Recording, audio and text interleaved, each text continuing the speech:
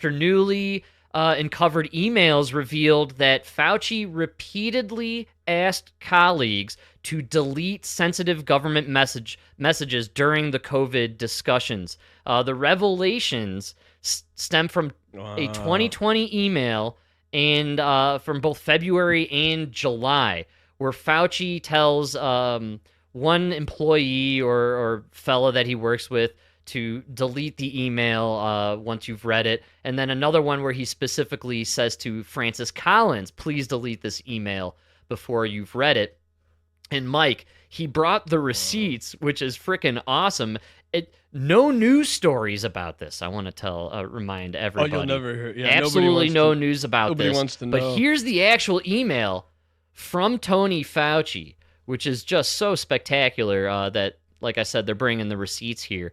And on this email, up at the top from Tony Fauci to Greg Folkers, Monday, July 20th, 2020, and they're talking about Rand Paul in this correspondence, and they're basically discussing in here how they need to be able to explain away the difference in the death numbers from COVID in New York versus Florida, and at the bottom, highlighted with the red line, you could see, and so please delete this email after you have read it. Thanks, ASF, Anthony, Tony, Fauci, the one, the only.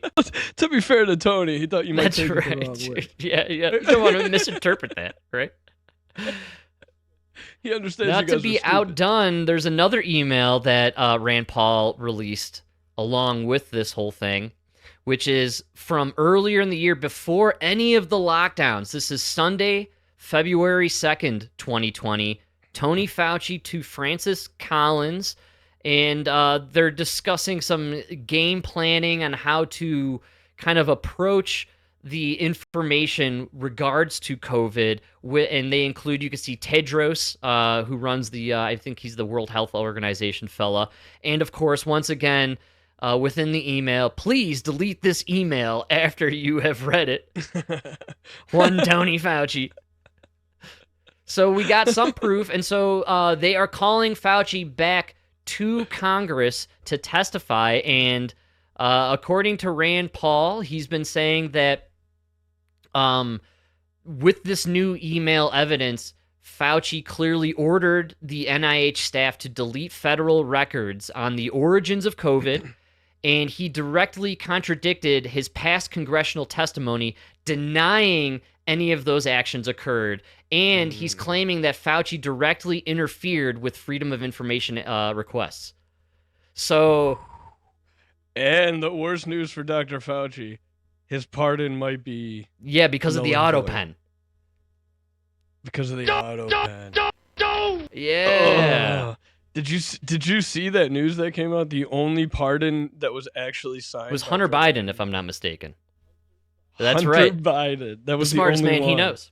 So every other...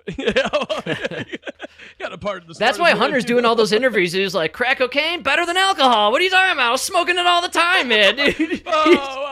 Allegedly. Is it better? Maybe. That's probably, right? Probably. But that explains why he's out there looking real relaxed, feeling really good, doing 3-hour interviews, saying whatever he wants about smoking crack cocaine, man. What, that Cadillac? Yeah, buddy, with Ukrainian money. What are you going to do?